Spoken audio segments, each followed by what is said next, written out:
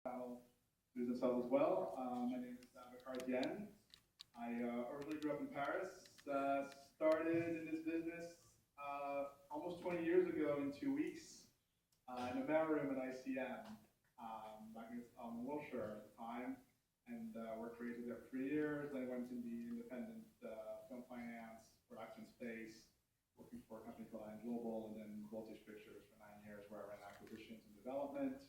And for the past 2 years and a half, I've been an agent at the Paradigm Talent Agency, working in motion picture lit with writers and directors, and also co-running their content department, which is a packaging, finance, sales arm of the company.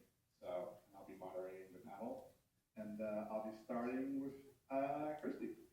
Hi, I'm Kirsty Bell. I am the founder and CEO of Goldfinch, which is one of the largest UK production companies.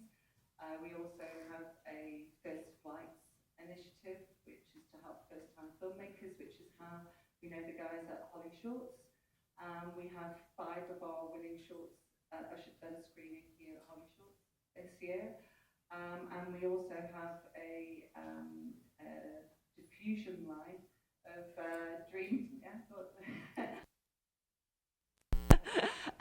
called Dreamtown, which is elevated genre, horror, psychological thriller, that kind of thing.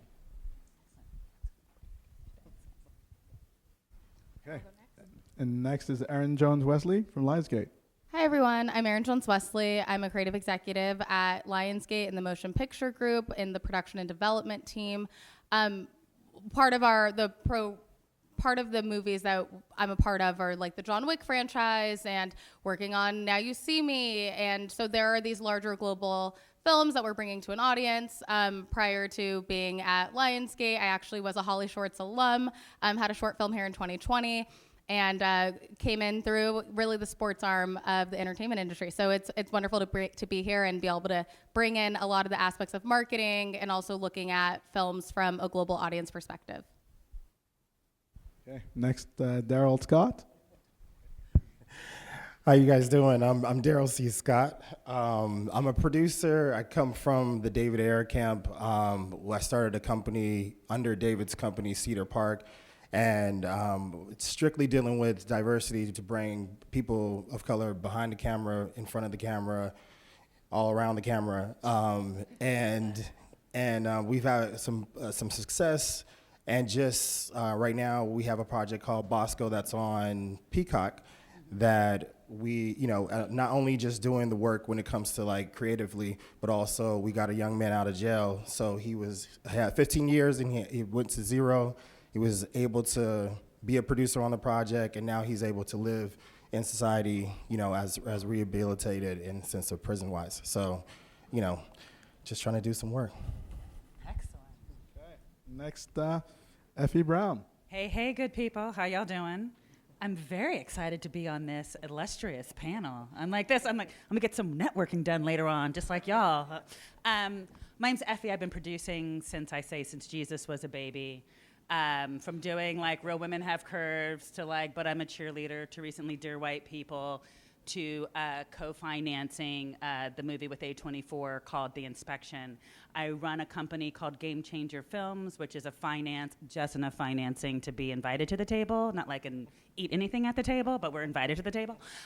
So we're a financing, production, and development company that's strictly focused on women, people of color, LGBTQ+, and people with disability, with a focus on thriller, action, sci-fi, and horror. What? I know! Synergy. And I have to say, this is my first time at Holly Shorts, and I've actually come out of retirement, and I'm doing a short right now. And let me just tell you, it is as hard as doing a feature. I forgot how hard it is to do a short. Anyway, but keep going. No, well, talking about this, exactly who in the audience actually has a short at the festival this year? Okay, well, congratulations to all of you. Congratulations. It's very, very exciting. I actually have a client that's a short as well tonight called Motherland, and her name is Jasmine Mutafari, and it was a short that won the Best Canadian Short in Toronto last year. So if you have a chance, you should go check it out. That's me plugging my clients. I cannot help it. Sorry about that. And how many of you here are writers? There you go. Okay, directors. And the producers. There you go. Okay. And how many have actually like made us a feature-length film as well? Okay. So you're all plugged in. You already know the state, sort of the business we're in, and we're going to start like discussing, kind of the state of the film business at the moment post strikes, and also how it affects the indie film business. Obviously, we've seen Skydance acquire Paramount. We've seen a lot of contraction going at a streamer level. A lot less content being created. We're talking probably like 50% less TV series actually being ordered by the networks and the studios, and also less projects as well. But I think we've also seen sort of an uptick in the international sales business that seems to be pretty steady. And on the US side of things, we have seen domestically some big sales coming out of Sundance in the past couple of years as well. And some new distributors actually coming into the US landscape. So hopefully things will also improve from there. But I wanted to start with Kirsty and to see what you think of the state of the business at the moment and how it affects you. Hi, everybody again. So at the moment, I think the landscape that we as filmmakers are facing is better than it was a year ago, in my humble opinion. I think we all know that the industry suffered greatly during the pandemic and wasn't really in a good state before the pandemic, if we're going to be honest about it. A lot of stuff's getting made, but no distribution plan, no strategy in place. A lot of investors very disillusioned with the film space as well. A lot wanting to get into the film space, but film sort of became a dirty 4-letter word. And sales a dirty 5-letter word. And so what I've noticed over the last 12 months, and also the strikes that have been happening over here, and when I came to Holly Shorts last year, there was still picketing, the banners were all up, etc. And to me, that was very, very odd for me to see, because I'm based in the UK, and it was like, oh my God, like this is actually real and happening to this industry and this industry centre. And that was quite a game changer for me. And then I started to look, and that's why we created our diffusion line, because we saw that films were not being put together correctly in order to get... We can blame the sales agents, we can blame the landscape, we can blame the streamers, we can blame all of those people. But at the end of the day, what we want to do is make films that get sold and get seen by all of the eyeballs that we want them to see, yeah?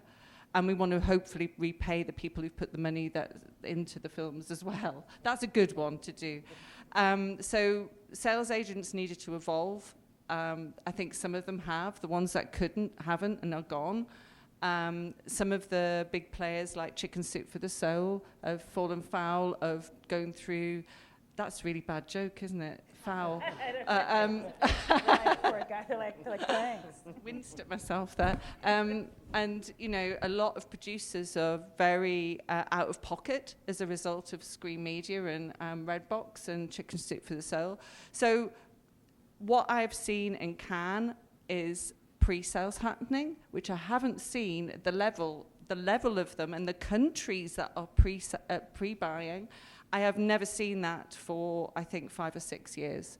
So for me, the landscape there's definitely a bit, the sun's coming up above the horizon. It's not there yet. And I think we all have to think smarter. And I'm really pleased that this panel is existing in Holly Shorts this year, because it is super, super, super important to package whatever you think that package is. And these guys are all part of that process, as well as you. And it's thinking smarter about the projects that you do and listening to what the market actually wants to buy and wants to show out there.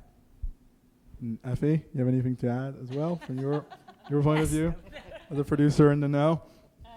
I have to say I high five and agree with what everything Christy's saying. I will try to... I appreciate where we're going. I like that we're getting into action steps, because we can all do like a woe is me. Like, as we know, this whole industry is like, it's a dumpster a dumpster fire. I'm trying not to curse so much. Good luck. It's a bit of a dumpster fire, but of going into like, what can we do to position our films? I think that's a really smart thing. And for me, I know we did a little bit of am I going ahead? I'm talking too much.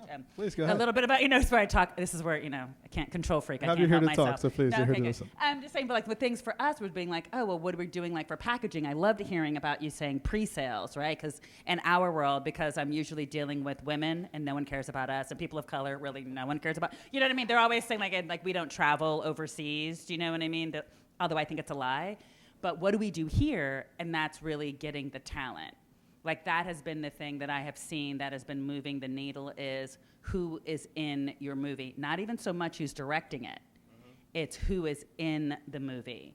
And that has really shifted for us, I'm talking about my company, to be like, oh, wow, all right.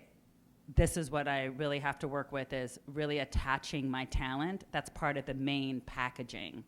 Because everything else, and I'm looking to the studio. I'm looking to you because we'll be hearing from me on Monday, girl. Do you know what I mean? Like usually they're like, well, for me, I came up as a line producer, so I know how to build a movie from the ground up, like with my eyes closed, and how to make it. I'm a bonded, right? I'm, all that. But people are like, that's great. You're going to go to Georgia, great. You're going to get that. We have that sort of packaging, but who's in it, right? Where is that going sales-wise? Like, where are you going distribution? Because like when you were talking, and I'm going to shut up, when you were talking about Sundance, about there's a lot of big sales at Sundance, I almost would challenge that to be like, there hasn't been a lot of big sales at Sundance. Like there's a guy named, who's doing great, but Confluential Films, Tommy Oliver, who had 5 films, who literally just sold Fancy Dance to Apple, right? Do you know what I mean? Like things we don't have distribution, right? Which is becoming a bit more of a problem when talking about packaging. What do you guys think about that? Because I'll just keep going.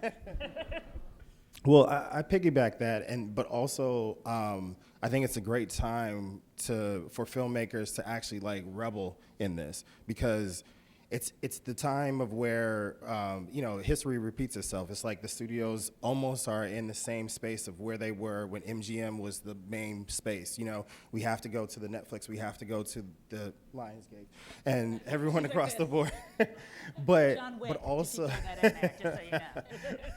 But also, I think it's a time to be creative when it comes to packaging. It's like I always say you want to mix the the green bananas with the brown bananas. So you get a little bit of new talent that's coming in. So you're curating that new talent. So then now 3 films later, and then when she needs to cast somebody for John Wick, she's like, oh, wait, Aubrey Joseph was in this film before. Oh, now I could use him. And then now all of us as independents, our stock rises as well. So it's just about like blending the worlds of like where the old and the new, and also the older actors also do want to work with these younger actors as well to keep them revived and everything like that. Yeah. Erin, go ahead. Like for you as a development exec at a studio. I'll jump in. I think everyone brought up really great points, and I will just contextually say that either if this is a benefit or not a benefit, for me personally, I only know this version of the film industry. I don't have the ability to look back on a different version. And so I'm going to be speaking to those who are a little bit earlier in their career as well, because I do think that it can sometimes feel disheartening to hear like, oh, things have changed so much. And you're like, well, I'm just getting started. So what am I supposed to be doing with that, right? And so one, from being on that side of knowing that if you are trying to begin and where to do that and how to get your project into a studio and what does that look like? I mean, I would say that like, to everyone's point, but to boil it down, there's really 2 elements that really help, at least for us at Lionsgate, which is our whole mandate is theatrical movies for a global audience, right? So we don't have a streaming platform. There isn't this other thing about how to get a movie into having a different distribution arm. We're looking at theatrical movies. And so if you want a theatrical feature film, yes, it's packaging. Yes, it's, having the projects that raise your star because you had another piece of talent in that movie that now people are looking at as they're packaging the next movie. But there's also the bit of, is there some spectacle, or is there something that makes people, when they leave the theater, they have to tell a friend? Whether it's because it makes their skin crawl, because they laughed, because they felt emotionally compelled to tell someone afterwards. I think that is a key factor. And then also, is it entertaining?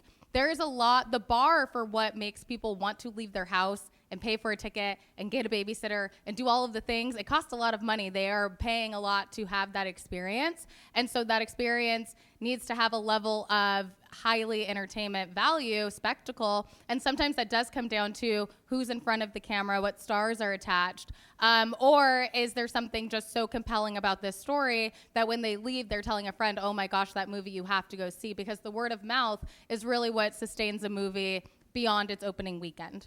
Would you consider IP as well as one of those things for I would packaging, say like talent IP, yes. But, you know, there's this whole, it's funny because a lot of people say like, oh my God, everyone's so tired of reboots, blah, blah, blah. But that's not actually what audiences are saying.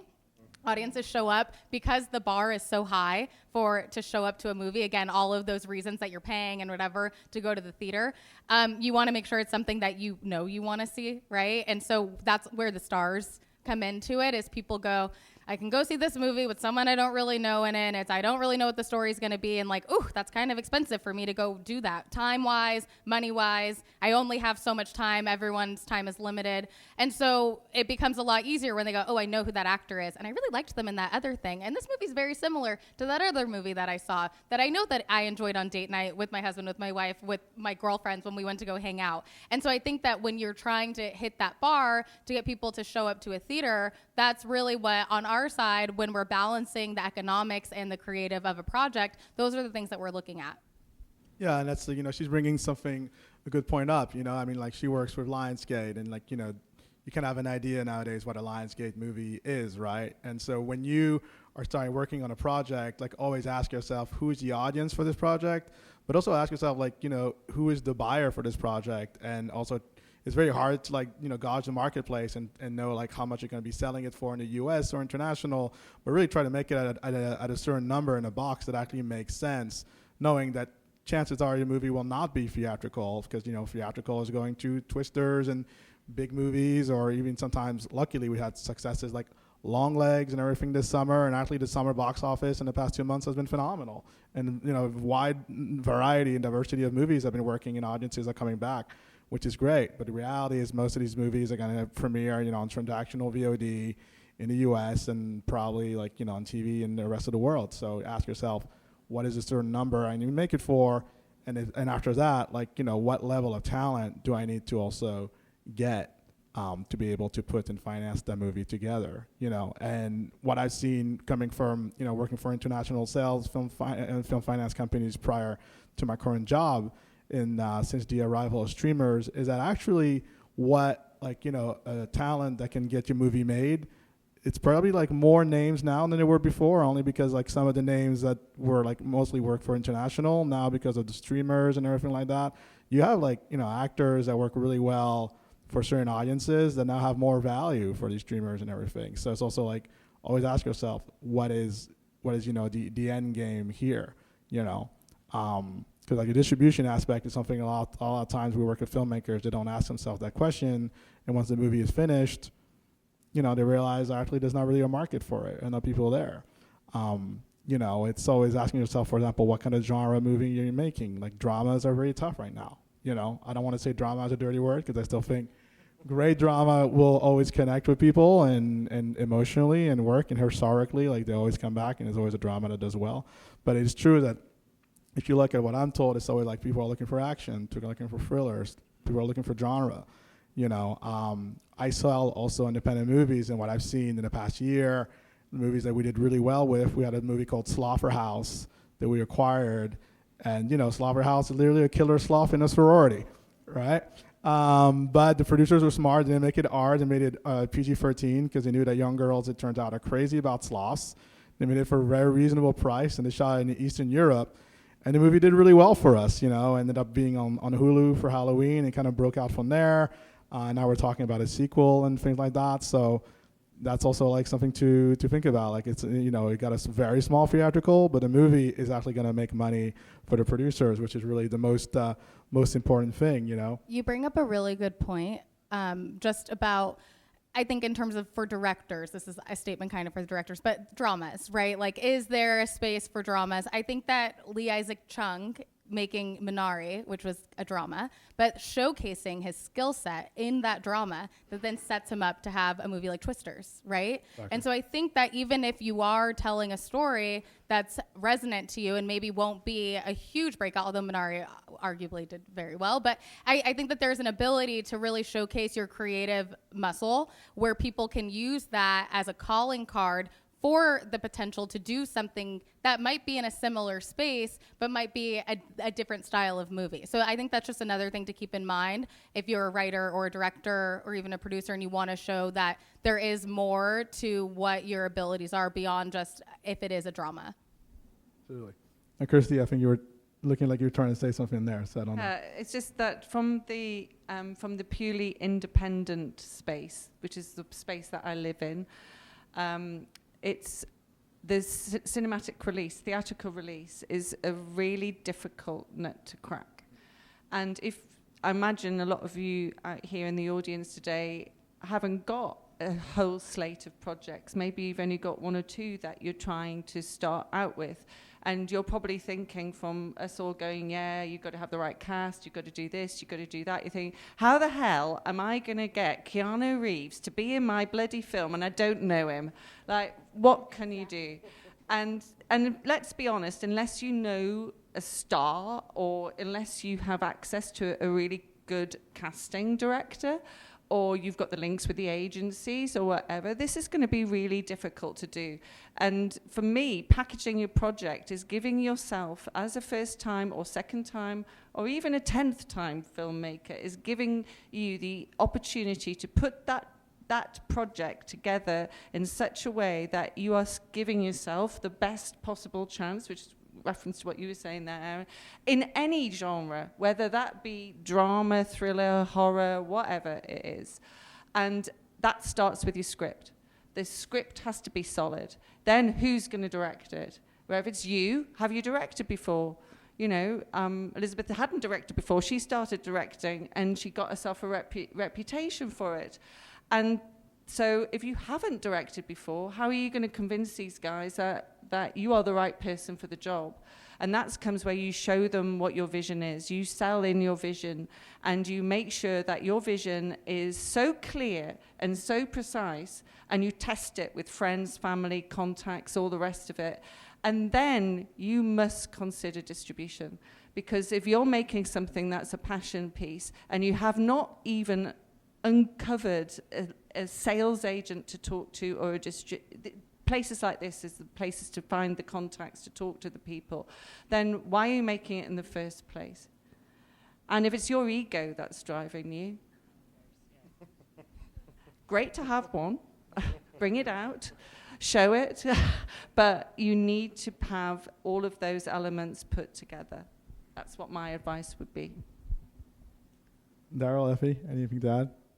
No, I completely agree. I mean, and also like thinking out of the box, you know, like that's what the distributors lean on us to, as filmmakers and creatives, to show the new path.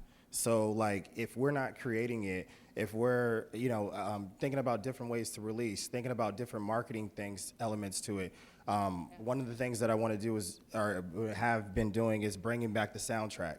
So like now that music is now moving into a space of more independence, then now it's about like, okay, well, if Snoop Dogg owns his own music, then can he give us a track for this project? And then now this film feels bigger. And now it has a theatrical element to it, or it has a element that the streamer would want. But it's just about like really analyzing your project to see what's also, you know, I hate to use the term commercial, but it's like you got to get butts and seats, you know, one way or another. If they're at home picking their nose, it doesn't matter. You still have to get butts and seats. So they have to click on your movie, your film, or TV series.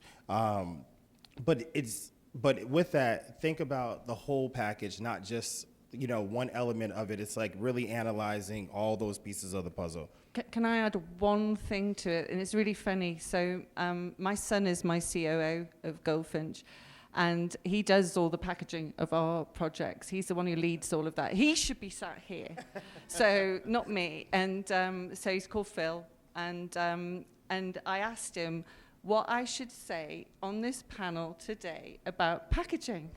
Okay, I do actually know about packaging, but yeah, I just thought I'd ask him since he does that in the company. And he said, he sent me 4 letters, FOMO. And I was like, is that because you're not here and I'm sat on the panel? What's going on here? And he said, no. He says, if you're an independent filmmaker, you need to create FOMO about your project. You want everybody wanting your project. You want everybody wanting to be part of your project. And you want to create that need. The marketing is essential to that, as Daryl said, because if you've got FOMO, people are going to start. We've got a project that's got FOMO attached to it called Video Killed the Radio Star. Everybody knows the song, whether you're 10 or 50 or 100. Everybody knows that song as soon as it comes on. And it's named after that song, going back to the soundtrack. We got that song before we wrote the script. And it was the first video ever played on MTV.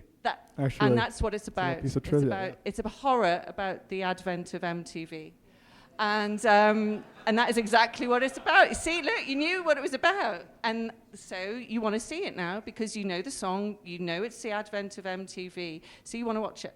Yeah? I would argue, even not from a sales perspective, but from an audience perspective, FOMO is also key, right? So if that opening weekend matters so much of people being like, I can't miss that movie because then I won't be able to talk about it at work or with my friends, and I need to be able to be a part of the online conversation. And so all of these elements of people feeling like they will miss out is the key to essentially getting your movie to get those butts in seats, to get people to feel like they want to be a part of it, either from the sales side or even from the audience side. And also, if you look at what the streamers are doing as well at the moment, Erin, is they're going more down the independent route. They're wanting a bit of that coolness, you know? And so this is the time for all of you out there, because that is what they're looking for. They weren't looking for it before. They were looking for pure old commerciality, copying the studios, blah, blah, blah. But now they want that independence, that creativity that comes from a different place. Yeah, because you have to remember, as we mentioned, they're making less content, right? So at some point, they're going to have to acquire more stuff. The question for us and everybody in the room is more like, how much are they going to be buying? What are they going to be buying? And what's the price? And that, at the moment, is kind of like up in the air, and we're all trying to figure it out, But as far as hustling out there and everything, I have a client from Belgium. His name is Julian Kaknaoui, who directed his first movie called The Last Front, which is a World War I war movie with Ian Glenn and Sacha Luss that was released in Belgium in February. And he was able to cobble a bunch of money together and literally called himself Regal and AMC theaters and stuff like that, and was like, hey, I got this film and I want to get it out in the theaters in the US. How about to do that? And, he went to Cannes, and I hooked him up with a publicist over there from 42 West, Scott Feinstein. So he had a publicity in the US. The film premiered in New York 3 days ago, and it's coming out on 300 screens this weekend, and just got a really good review in Variety, and it's written about in Deadline, and, all that stuff. And he did it all himself, He was able to, he raised a few $100,000, basically, and it was very important for him to have a set of theatrical release in the US to then go back to the international market and sell it from there. But it's kind of wild as this 29-year-old kid from Belgium was just I'm just going to take that head on as well. And for him, it was always it's a small movie. It costs $3 million, right? But it was creating an event out of this. I need a publicist who's really going to get, in the right websites, in the right room, in the trailer moments.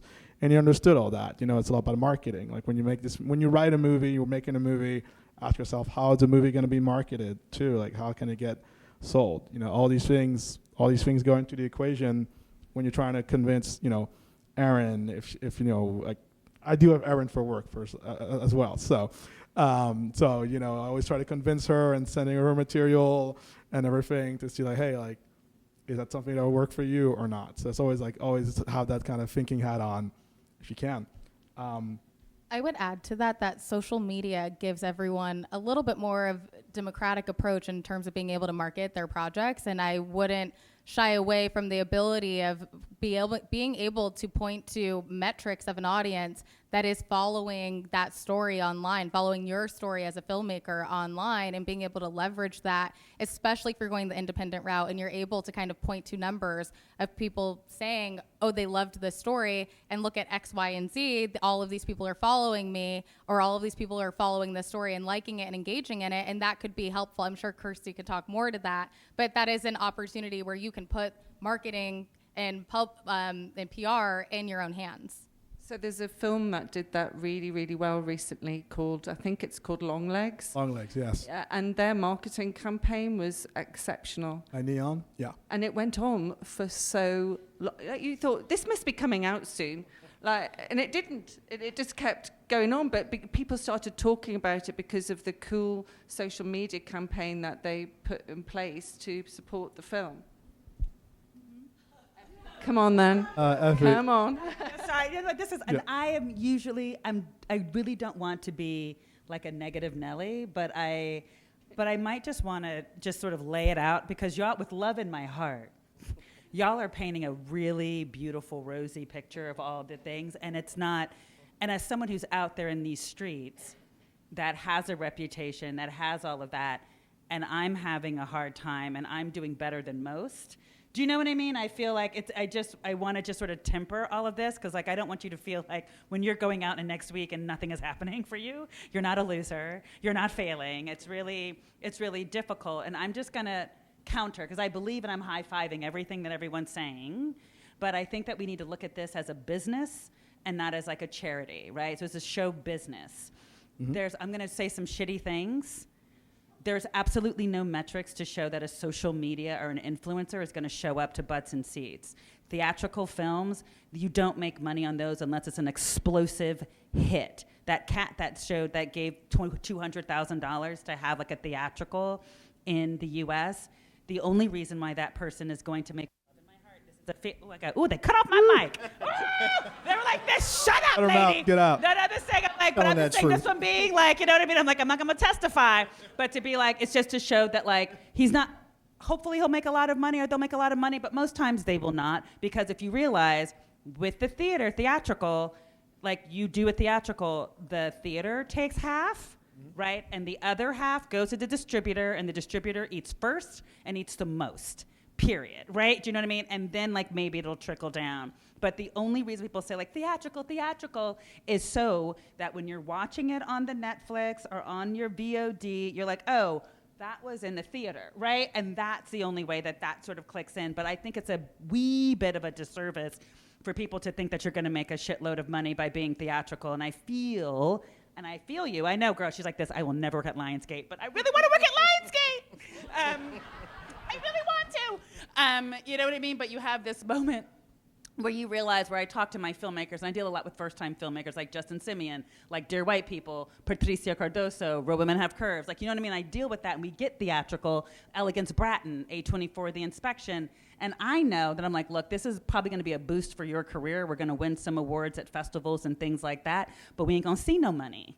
Like, I'm just saying, you know what I mean? Like, it's just what it is, which is why it makes it more difficult for people to finance equity. So that's what I'm trying to get back to, the whole equity financing part of it all, because your Belgium cat got that money probably from the government, because Europeans... Yes. Yep.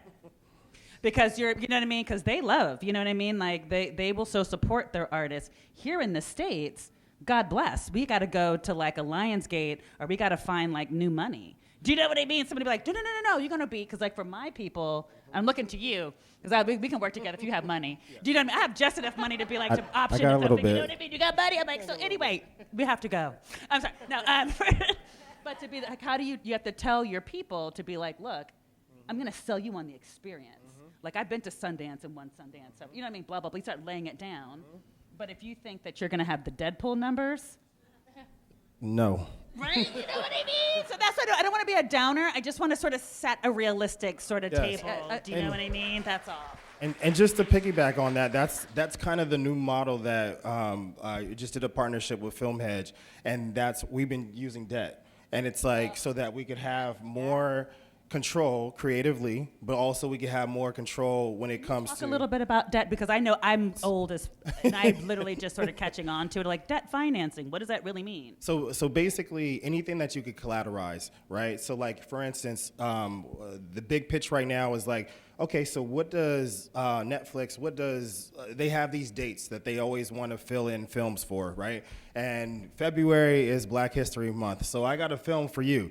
So let's work backwards. So, okay, now what are you looking to pay for a movie with Tyrese, Rosario Dawson, and so and so and so and so, you know? And now, okay, great. So we're at a, you know, 1 point. They always like to do us low, but let's say they give you like the 1.5. Now you're working with 1.5, and now you're taking that 1.5. Sound like like I'm giving out go 1.5, 1.5, 1.6, 1.6, okay, we got 1.6.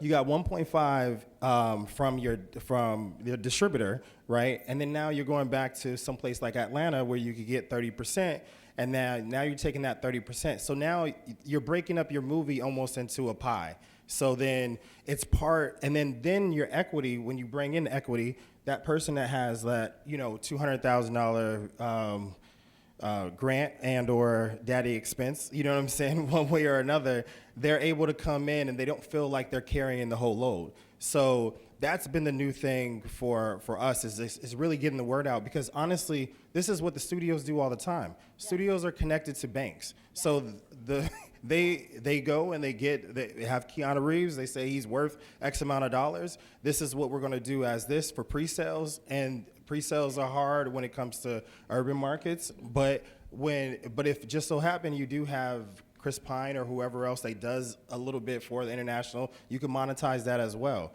So then at the end of the day, when you do lease you're in the position of leasing your film, and then you're gonna get it back. So then your residuals become your residuals, not necessarily, you know, going back to all the rest of the distributors that ate off the project that, you know, and you never see nothing from it. But that's part of the package, and started talking about when putting together the money. And I loved what you were saying, and I'm truly hoping against hope what you're saying is true. And because I'm going to try it literally on Monday, about like for pre-sales, because we've been taught, like I've diversified my films. Do you know what I mean? Like Deborah Ring is an older, like my age, you know what I mean? Like a lady of a certain age, like we have a movie with her, and but they're always telling us that women or people of color, we don't pre-sell, right? Are you finding, and when you were yesterday, were like, we didn't even have Cast Girl, and we got a pre-sale. And I was like, tell us Exactly. everything. So we've got a project that we're doing in the UK in November, and there is no cast of name attached to it, and it's a horror.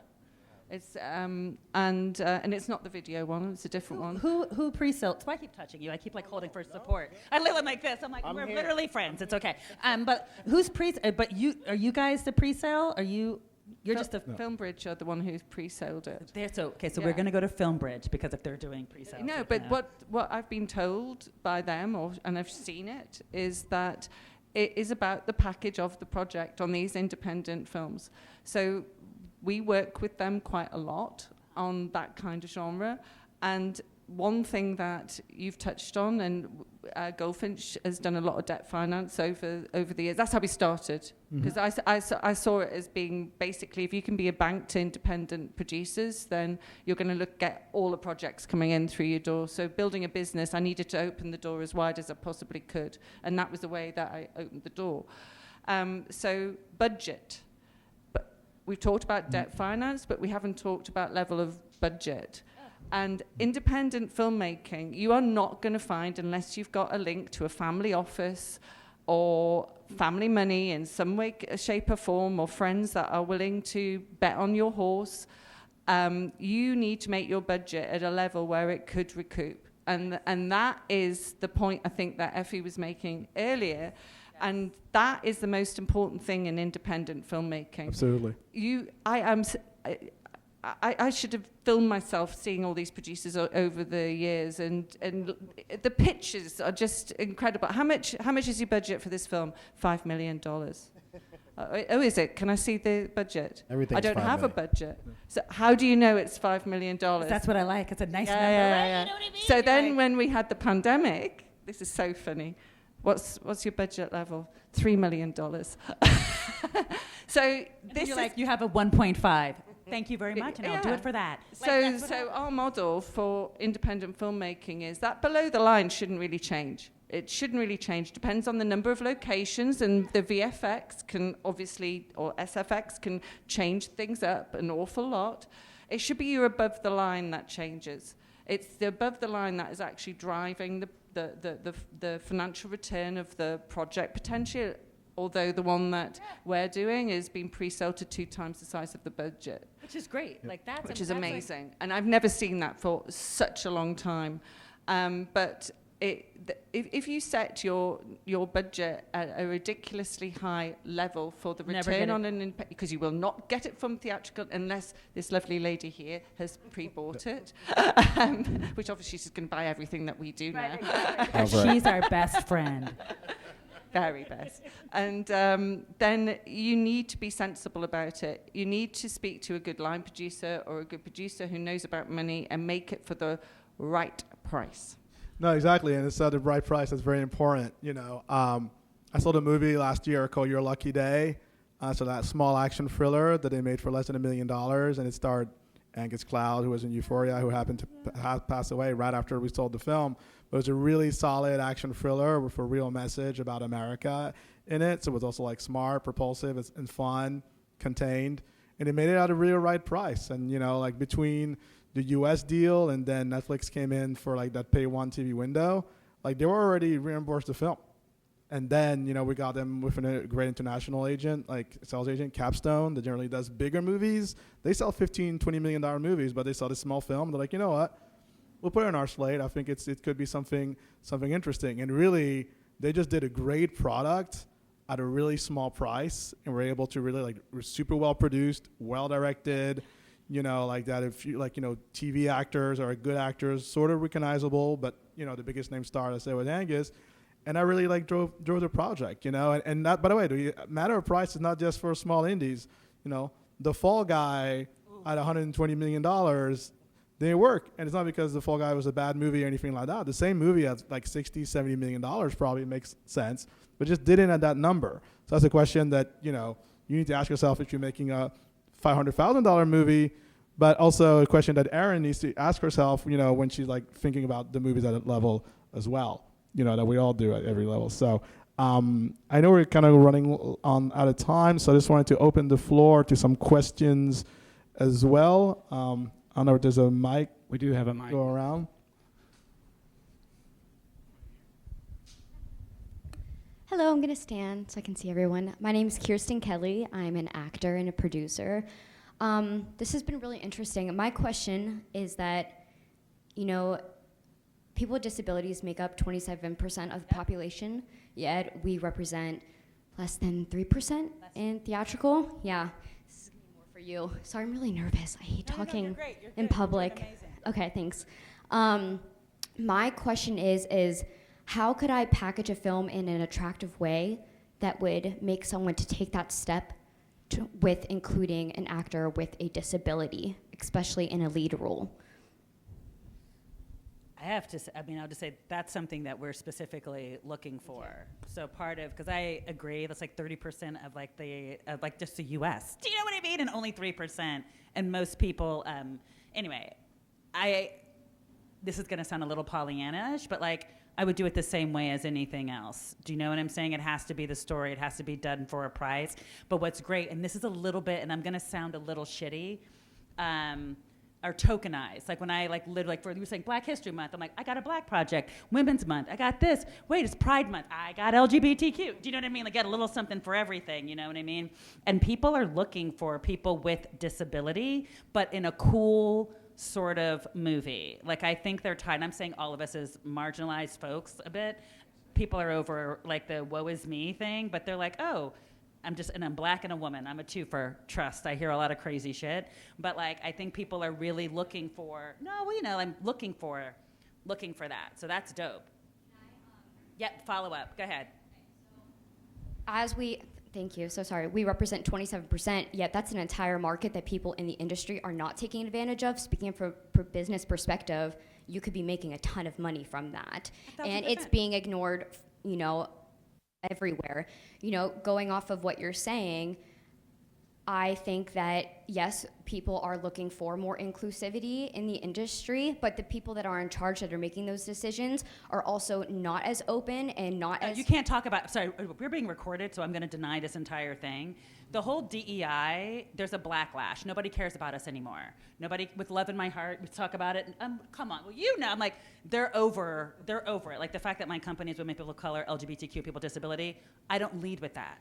I don't lead with that anymore when I go to studios because they're tired of it. It's like, oh, are you guys still complaining? Like, that's sort of the look that I get. But I lead with, like, no, I have a badass horror movie that blah, blah, blah, that could be done for this price. This is who's in it. Oh, my God. And they all happen to be Asian. Oh, my God. Can you believe it? Do you know what I mean? You sort of slip it in there. Do you know what I mean? Just to be, but that's like a real thing. I mean, I'm finding that. Are you not finding that? I'm going to say spectacle, like I went back to, spectacle, water cooler moment. If there's spectacle, that's a movie that everyone kind of, you have a lot more leeway in your cast because there's something spectacle about the movie. Something new and niche. Something new and cool and exciting and thrilling and entertaining. Popcorn.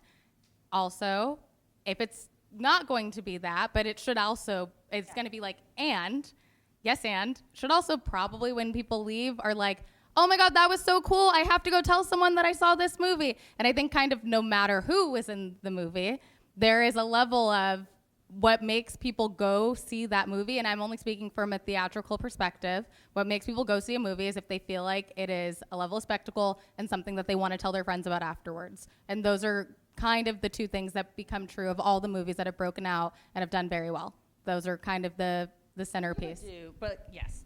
But you would also say, but you would also be looking at something that would be including like a group absolutely. But I mean, I think age diversity, all levels. But you can add all of those things in, and it shouldn't be because there's only Black women in this movie. It doesn't have to have spectacle. That's not true. It needs to. Everything is hitting that bar. Yes, everything has to hit that bar. Oh, okay, sorry. Okay, next question. Other questions? Yes. Oh.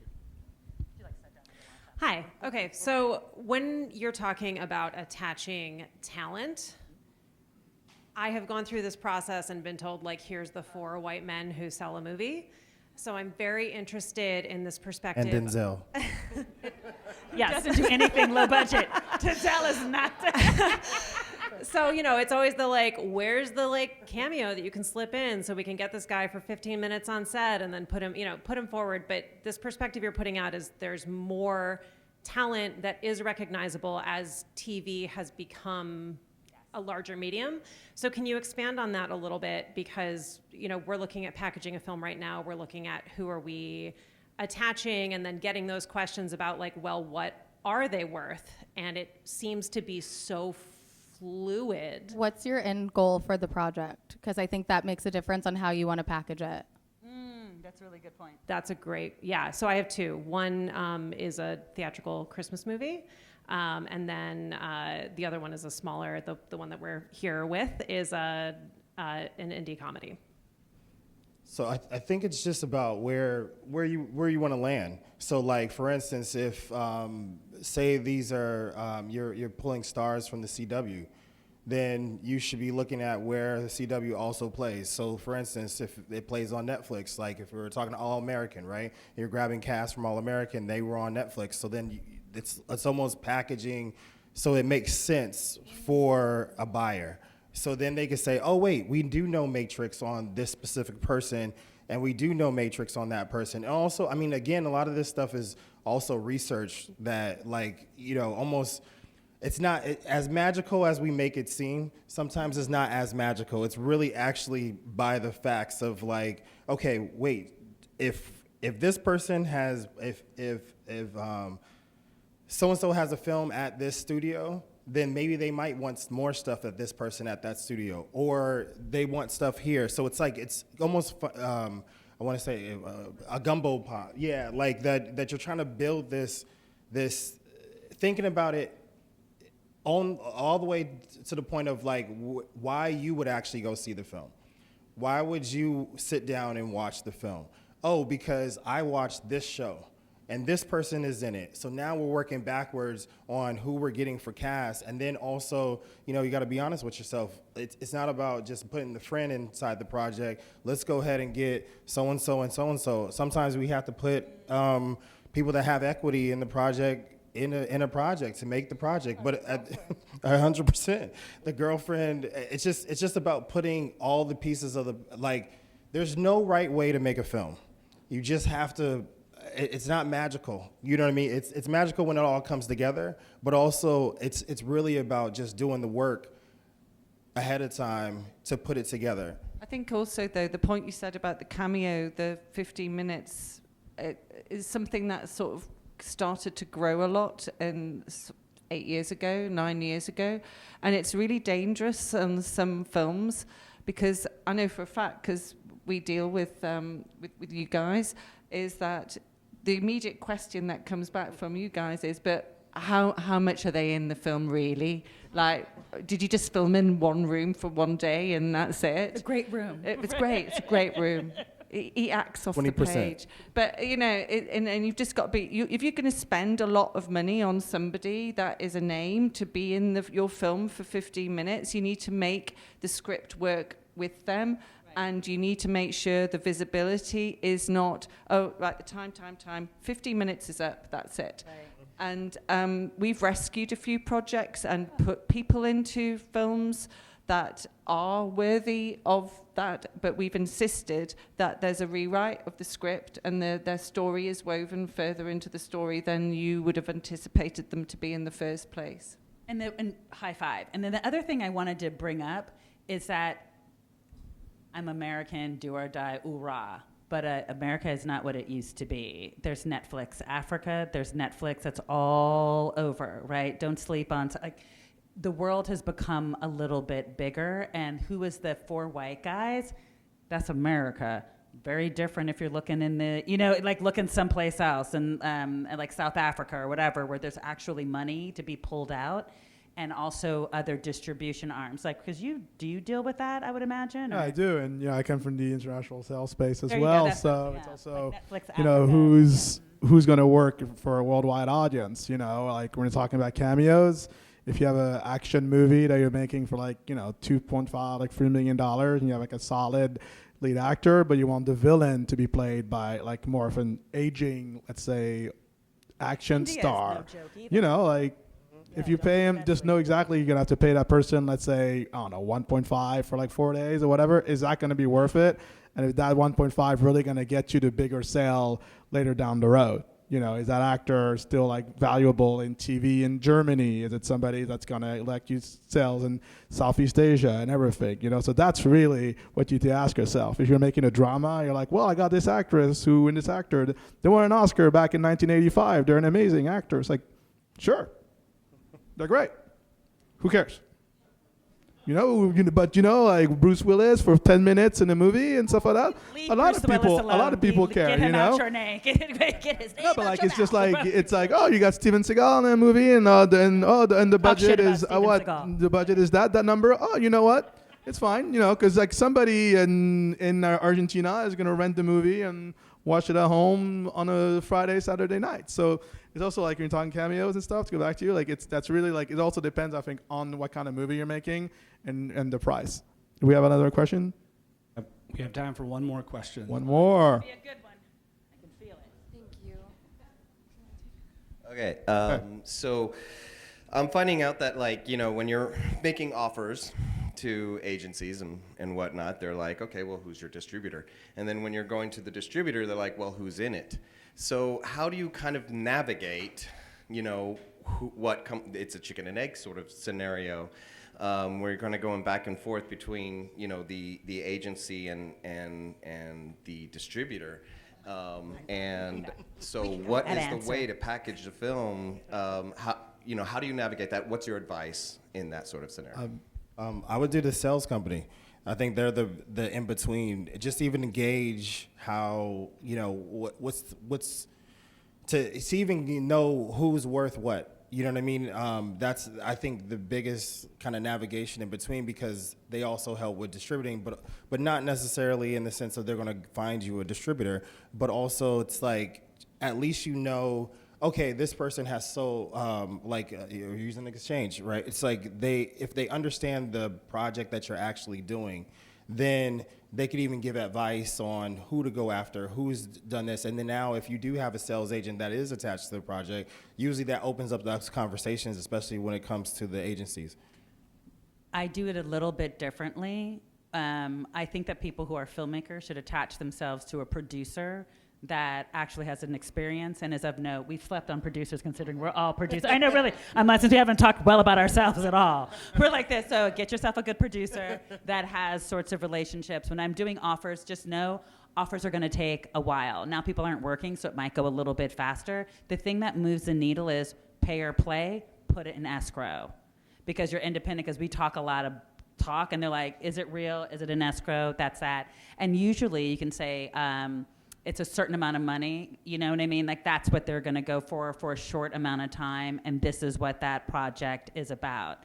When they're asking about a distributor, I can shut down an agent really well and to be like, we're gonna either have this like, look, we have the money and we're gonna flip it. So we're gonna give it who's gonna give us the best price, but it's someplace that's gonna, like if it's theatrical, then you name a couple of the theatrical places, right? So they know that you've at least thought about it. But if it's like, look, this is going to be a Netflix play, and if it's not Netflix, it's going to be a this sort of play. And they're like, okay, dope. So you're looking at like a $15 to $20 million. You know what I mean? Like they know how to do that math to make sure that your offer actually makes sense for where it's going. Does that make sense? And that helps you in the future. So we did that on a rescue project in 2018, and the agent that we were dealing with was really hardcore over here and didn't really know us at all. And he said, if you can lodge this money in escrow within 48 hours, you've got him. You've got him. And I was like, holy shit, how the hell am I going to get this money put together in 48 hours, like physically able to send it? Because it takes 3 days normally Homo. That's what you did, girl. That's what you did. You got it, right? And we got it. And the guy phoned me up and said, I have never known anything like this before in my life. Any person that you want that I represent, I will make sure that you are first in line going forward. And he came over with this star when we were filming in the UK, and he shook my hand, and he said, everybody I've been talking to now over there have said, speak to Gold. He said, I told them, speak to Goldfinch, because when they say they're going to do something, they do it. And that is the other biggest piece of advice. High five, drop the mic.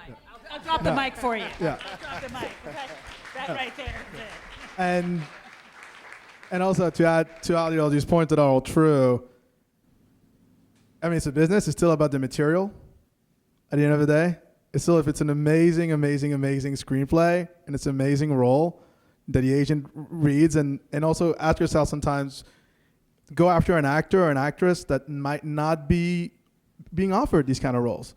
You know, like, I remember when I was at Voltage, like, you know, we did a drama, and we went out to, like, you know, we knew that Jerry Butler wanted to do a drama, so we knew we're not going to make the movie for like $20 million, but it was a number that made sense, and, you know, we got him for a really, really, like, you know, good price, and the movie, he loved the film, he worked super hard on it, it was great, and like a lot of times, like, kind of zig when you zag, like, you know, like, sometimes we'd go to actors, actresses that are not really expected in those roles, and then, you know, they'll make the time of, instead of not doing a big studio movie or a big series, they'll be like, okay, I'm available at this period of time. Did it work for you? Because it's a labor of the heart and really something I want to do. And a lot of these smaller indies, at the end of the day, that's how you're going to get them. It's going to be in quality. It's going to be on the work of the director we have to show. And hopefully, and really like having, to go back, like a producer that the agents trust, that they know is going to be able to get them in and out of time and keep, you know, the days going and stuff like that. So. Also, like IRS. Effie brought up a really great point, and it was something that I've been yearning to say for a few of the questions now, is just be open to collaborating with production companies that have a great reputation with studios. As a part of your packaging, as we're looking at this material, the producers are just as much as a part of the package as the talent, as anyone else on board, right? And if it's someone who, if we're looking at material and it's a horror movie and it's with producers who've produced great horror movies, we're kind of knowing what to expect. And so that helps a lot drive the creative when we know that to Kirsty's point, people will say, these are people who do what they say they're going to do. They deliver a movie in the tone that is the tone they're telling us it will be. They will work with writers in a way to bring this project to be the right type of story so that we can get those actors, to Babakar's point, so that it is something that actors are like, oh, this is a sticky role and I want to be a part of. And sometimes that first few drafts of a script aren't there yet, and it takes having a producer who knows how to drive that project forward to get it in a place where you're able to continue to package the movie to be something that on the studio side is appetizing and is made for a responsible price, and it's with people that we know can deliver it at that price, and will just really end up delivering a movie that everyone is excited about and proud of. Can I just add to that, to your point, Erin, is that the Lionsgate deliverables, the list, is horrendous. I was going to say, like, I'm and it's To be fair, I'm not on the acquisitions. forgiven. So I use it as a blueprint with any producers that we are working with. So I literally ripped off the deliverables list and I present it to a producer that I'm working with. And if they go, oh my God, they can do that. But if they go, this is just not something I'm used to, I'm not used to delivering these kinds of materials, I don't want to work with them. Because that is a standard that you've got to aim for. If you can't technically deliver like that, then there's no point. And then going to your point is that big actors like to be executive producers. And they love it if it's in a cool project that's being done. And you can often snag a really good name if you bring them in and put them there. You can. This is going to be, and I know we're ending, but there really is something to look up Producers United and the Producers Union, because our job is literally being encroached upon like no one's business. There's, you know what I mean? Like, we're not co-directing and all that, but it's true. Everyone's like, give it to the actor, make them a producer. And they're like, but they're not producing. Do you know what I mean? There's an art form and a skill. No, I'm with you. I'm just saying, but like, that's the thing for all of us. We're literally like, we're trying to hold our little titles sacred because everybody's coming for our throat. Yes. I'm going to speak up for us, the producers there. Yes. So do we need to wrap it up? One more? Yeah, okay. These are like, we're done. I think we okay, I'll get one more question. Or one last. He doesn't want to be like the dead. Yeah, that's the last one. Okay, one. Is there a microphone I'll somewhere? blow it. And we're gonna keep it short and simple in our answers as well. Did he look at me and say, look at your simple answer? Did you just do that? I think Sorry, did you everything. catch that? Good, sure. He goes We like, can simple hear you. answers, okay? One word. Okay.